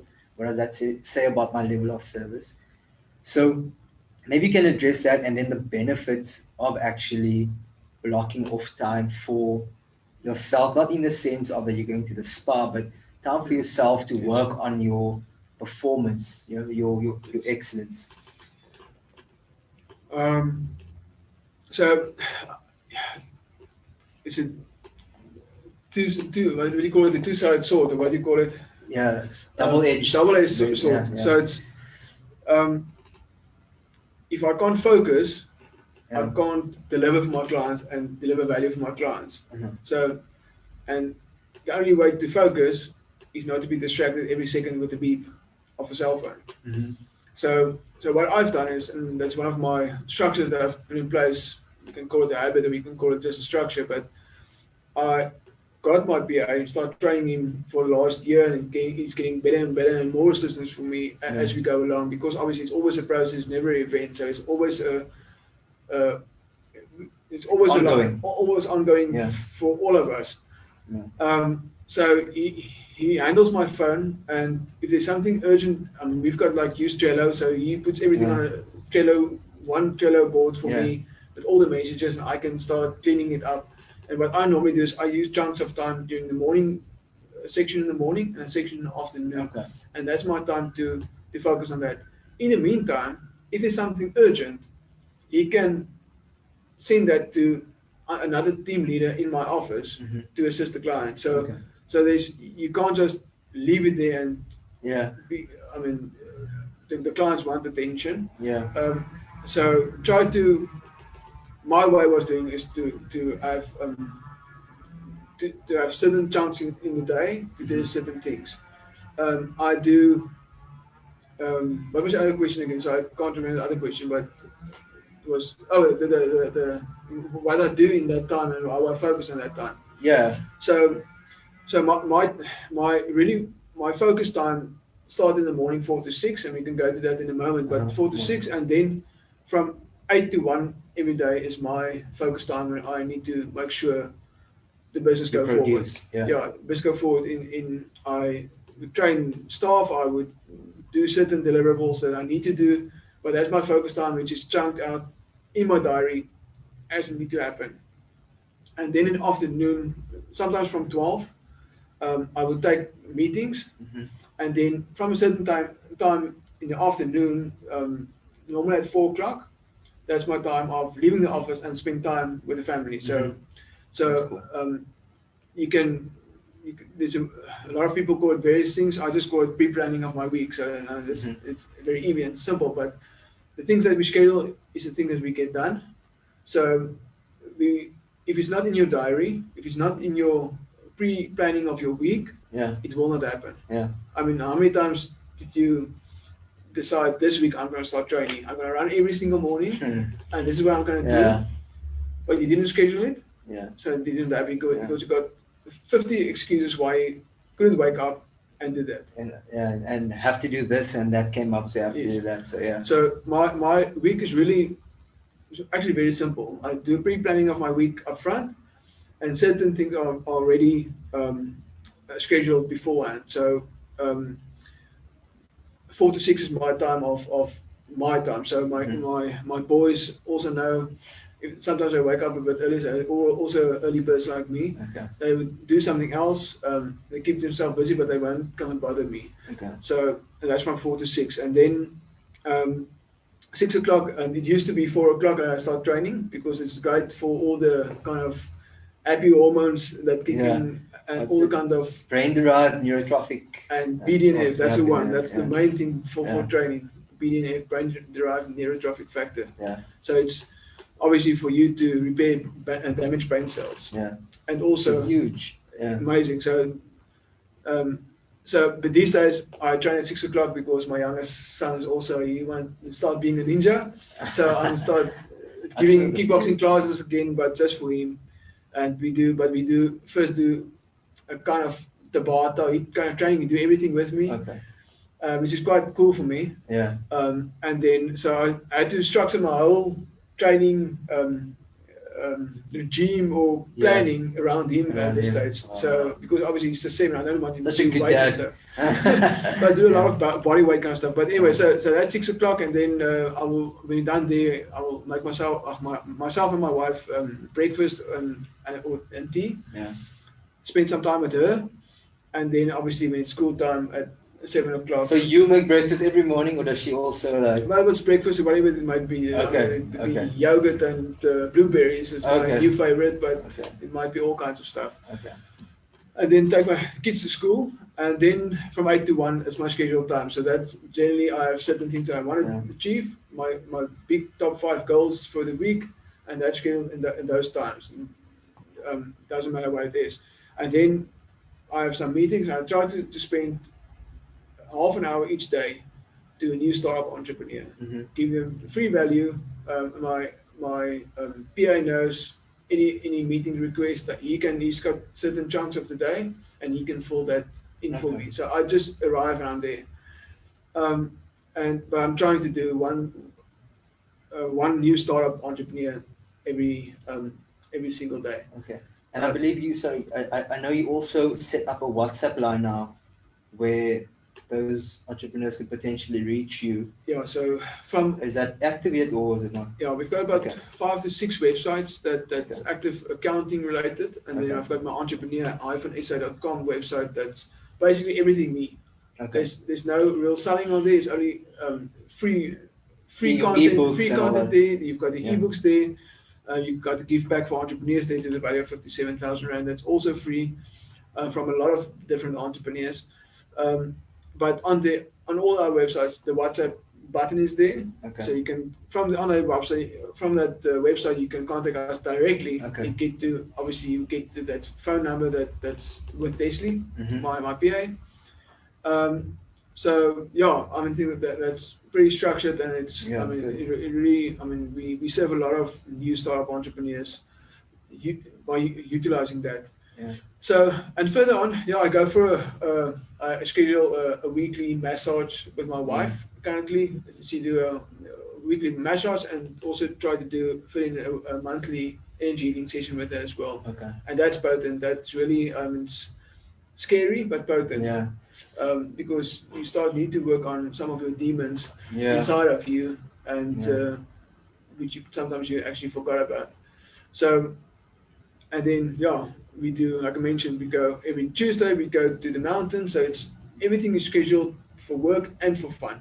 And that's Jim Rohn said it well: when you work, when you play, but you never mix the two. Yeah. So a lot of us, Jim Rohn actually once said he used to write emails in the shower, but it was very funny emails. So try to stick with enjoying every moment of what you do. So when you're in nature, enjoy nature. Yeah. I used to have a lot of gadgets like Garmin watches, and I used to run with my phone, my ears, everything on my phone, of my ears. And these days, not these days, about 3 years, I know that I threw my Garmin away. I don't run or walk with my earphones. I just be in the present of that's powerful of nature, or wherever I am. So try to enjoy every single thing that you do, and I believe success is more than just money. Again, like I mentioned, when you start pursuing your purpose and you love your passion, your purpose, your ikigai, then the money will flow. Yeah. But success is more than that. Success is being in harmony with your personal life, your business life, and you give equal attention to everything. Because there's a lot of very rich entrepreneurs that's very successful, but they built all these empires just to see their family leave them, and not spend any time with them. So, and I'm not saying I've got the perfect marriage. we all have our things, but I think it's always a work in progress, and working towards our best version in our personal life and our business. So that's I think a lot, and making mental notes as you speak as well. Um, and what's really inspiring to me also as someone who's engaged and going to get married and eventually start a family as well. What I always look for in uh, men who are older than me who could potentially be entrepreneurs. Only a couple of years, only a couple of years. um, I look at their family life, right? How is their family life? How do they treat their? I mean, I haven't spent a lot of time with the husband as well personally, but from the way he speaks about it and that kind of thing, how much time do they make for their kids and that kind of thing? Because to me, family is really important. I have a certain picture of the kind of father I want to be one day. So, I mean, I don't want to be learning or taking insights or guidance from someone who hasn't built their life on the similar set of values that I want to be built in mine, right? So, I really wanted to acknowledge that. And then, secondly, for somebody who might be listening to all the things you said now, it sounds a lot. It's like, how do you do all that stuff? And I think it comes down to scheduling your time, right? And how you schedule your time is defining your priorities. And then I know, you don't just start with a whole structured schedule like I have nothing all of a sudden. Now my life is scheduled. Because I'm personally, I'm very spontaneous person, and over the past say 6 months to a year, I've actually started no, right? Playtime is over, schedule your stuff and all this kind of thing. And what I realized was I can actually schedule time to be spontaneous as well. Yes. So it's not to say like it's just called free time. In other words, you give yourself a block of 2 hours or block of 5, to just do whatever comes up, right? So you can actually schedule that as well, because there's that lie that comes up in you. Well, I don't wanna change who I am. I'm a spontaneous person, adventurous person, so I don't want to be too robotic and never according to schedule. Well, you can take an afternoon. You can even schedule an afternoon off a day, every day a week, or one day a week, and if you can afford that. But a good place to start, and this is what I implemented, was with a morning routine. Because if you can start your day with a good routine, chances are you're going to be set up for the rest of the day to follow through, right? Yes. And then you can build up from there. Use that as a base and build up from there. This is also something that I've really learned, or the practical steps learned from some of your teachings and your content and that kind of thing. So maybe the morning routine specifically. So maybe you can walk us through the importance of the morning routine psychologically and habitually, like in terms of habits, and then what your morning routine is. Yeah. So I think my morning routine changed over time, and because I don't think it must be too rigid about it. Yeah. But it's more the setting of the tone or setting of the time of whenever it needs to be. I like the 4 to 6 because I love the that darkness and stillness of the morning. Yeah. And always like the birds start chirping, and we've got chickens as well. Start hearing them, and it's just like nature started coming alive, and it's just that's something great for me. Sometimes, especially now in winter, you start training from darkness into light. So it's like it's great to have be up. You start actually winning the morning. So you're up before the morning actually starts. Yeah. So at this stage, I'm so used to it. I've been doing it for probably 5 to 6 years. Yeah. For various reasons over time. We built our lead optimizer business from me working 4 to 6 in the morning, writing websites for ourselves and for other people. So the whole business structure was built around me working, well, not just me, my part of it, my part in it. Yeah. From 4 to 6. But typically, I think it starts the night before. Excuse me.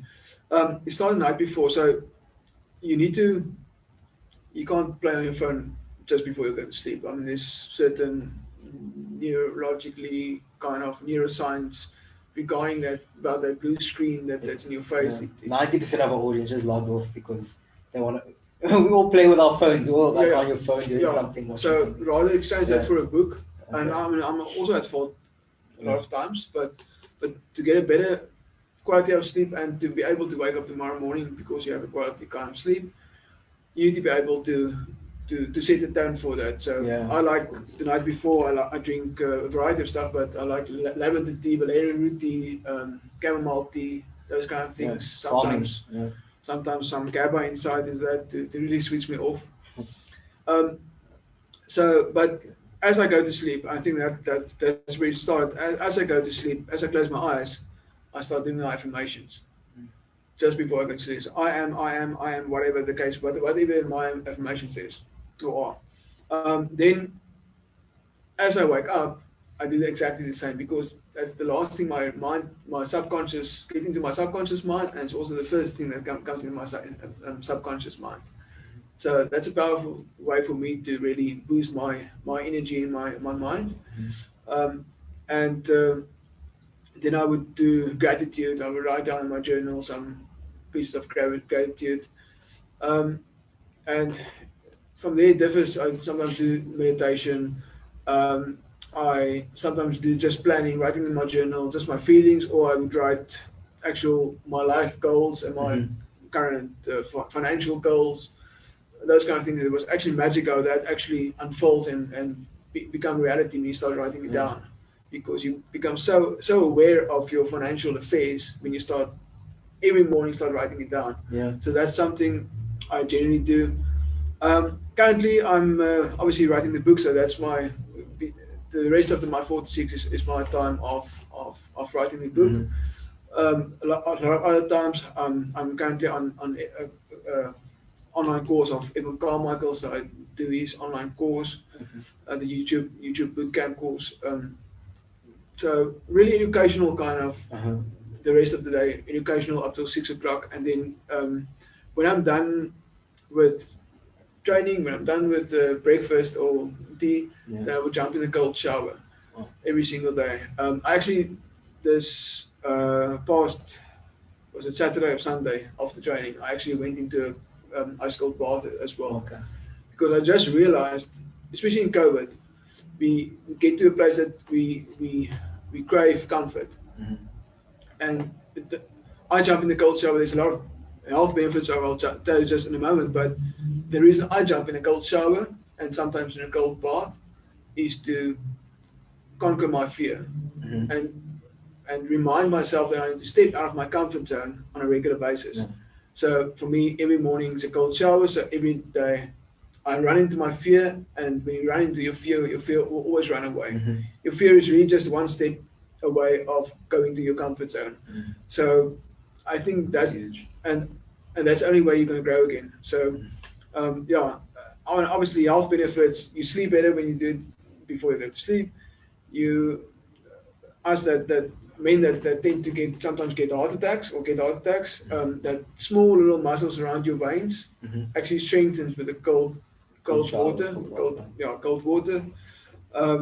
And your immune system is. I haven't been sick in ages, and I think it's mainly because of 2 reasons: cold showers, and also because of clearing my heart about stuff of things of the past, and using that Afro tool and all those kind of things. So mainly for that. So I think that's mainly currently my morning routine. But I think the biggest thing is try to keep on learning. The leader that learns the most will win.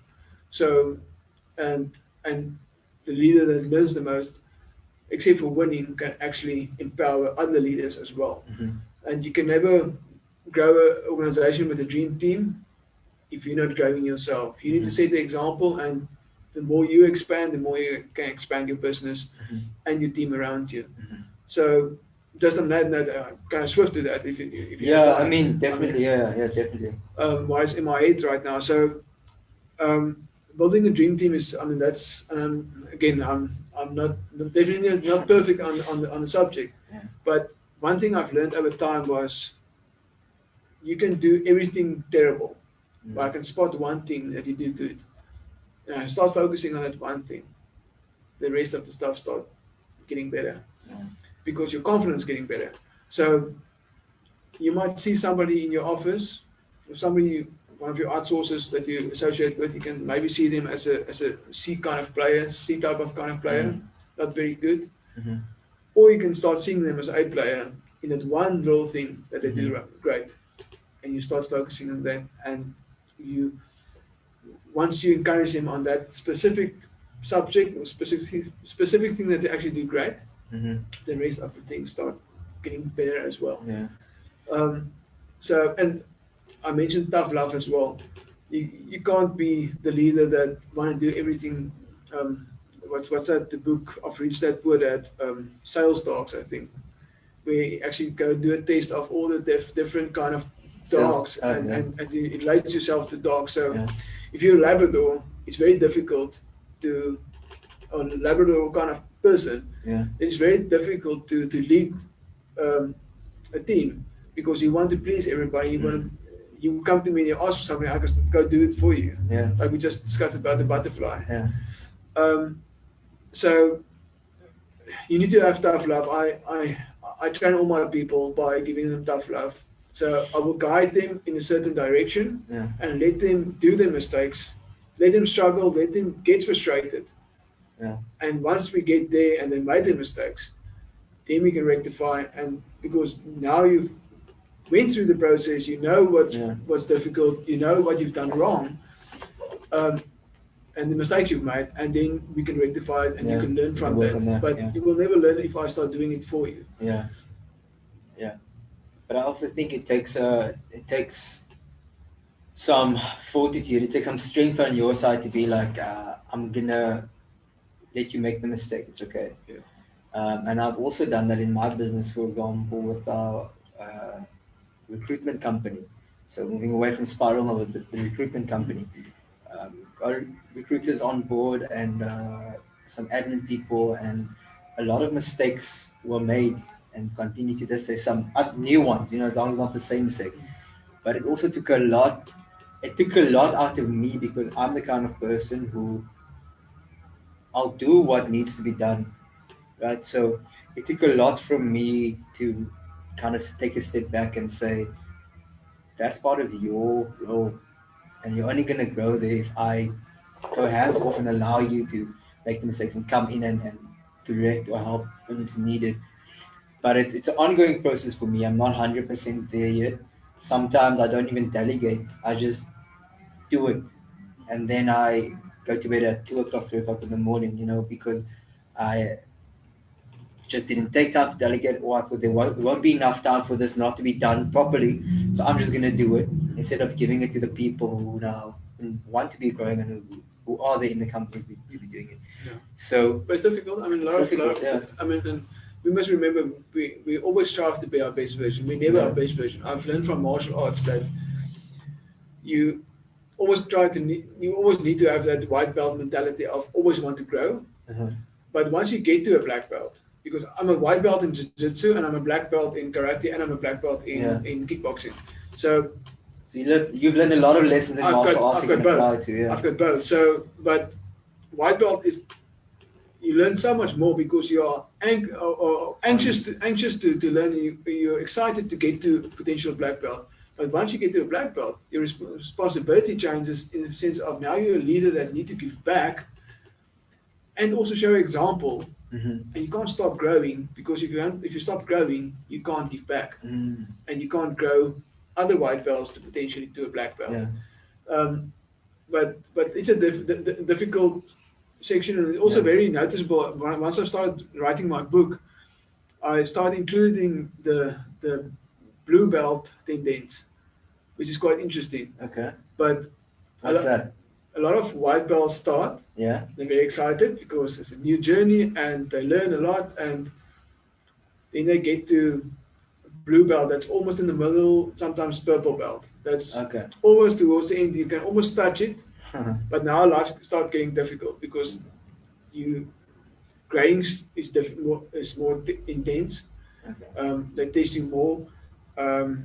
You need to start giving back. So you start give some classes, and so that the instructor can actually see what you can do, because the higher rank, the more important of leadership and not really of what you still eventually. There's not more that you really can learn in the sense of technique. Now it's more about leadership and giving back and how you start.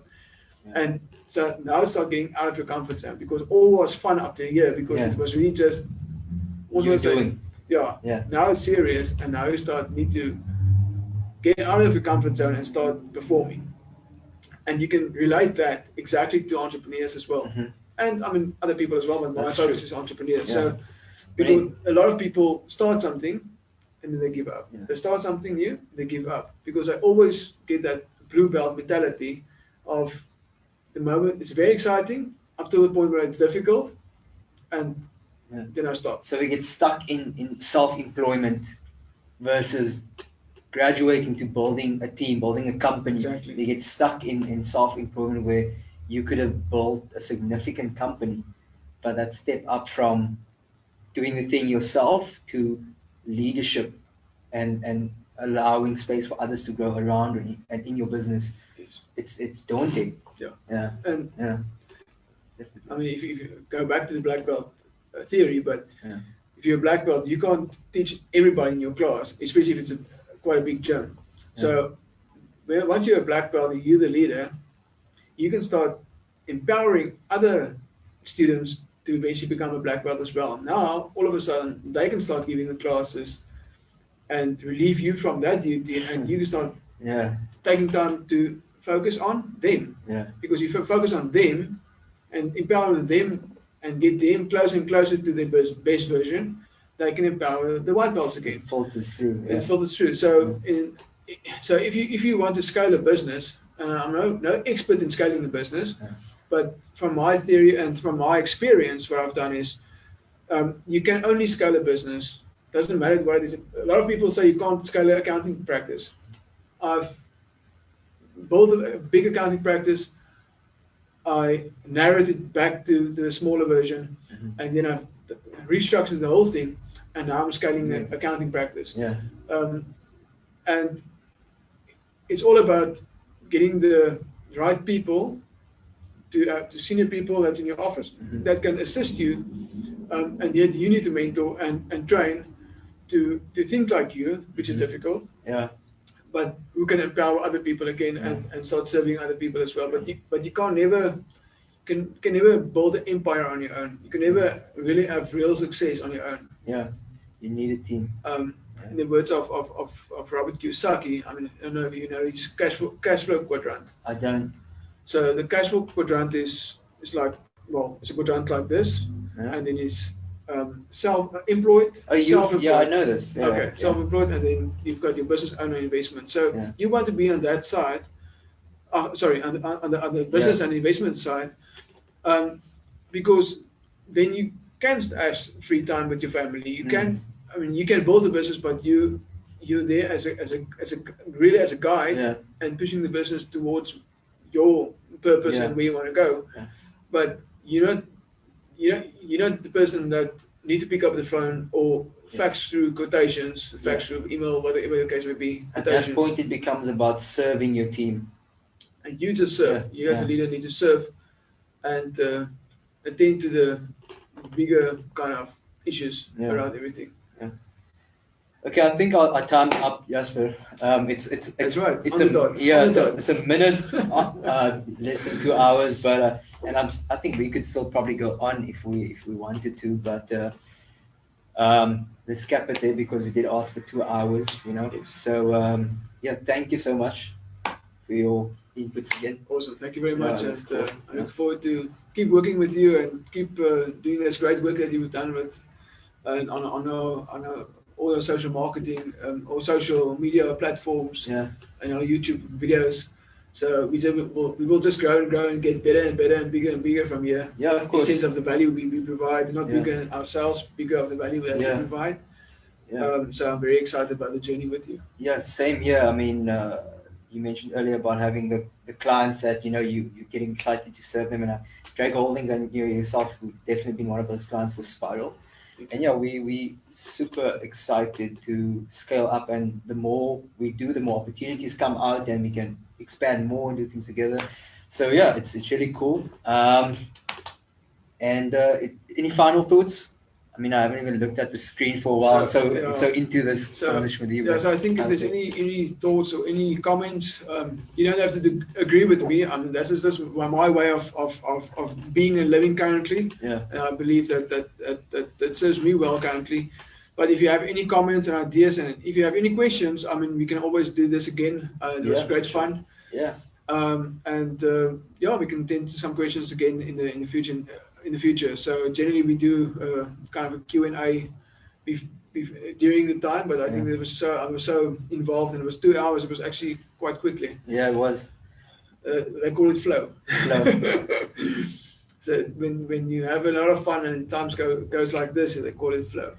So Jasper, do you have an unopened bottle of whiskey at home? No.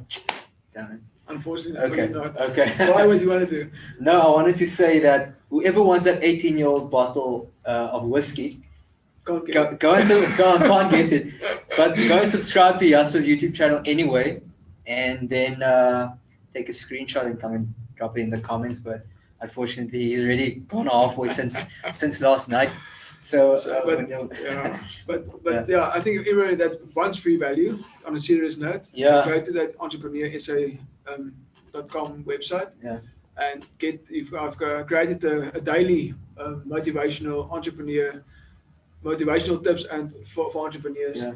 And it's a quick read every day, just a quick read. It's very it started with my thoughts that I just started putting on paper, and I made a commitment by myself to do a daily journal entry, and then obviously use that as a post. And then I thought I can give that through to other people as well to hopefully grow from that, and at least grow from my experience and my point of view, and maybe just give one insight from there. So you get my free ebooks in every month, and so some great free value there, and would like to connect with you guys there.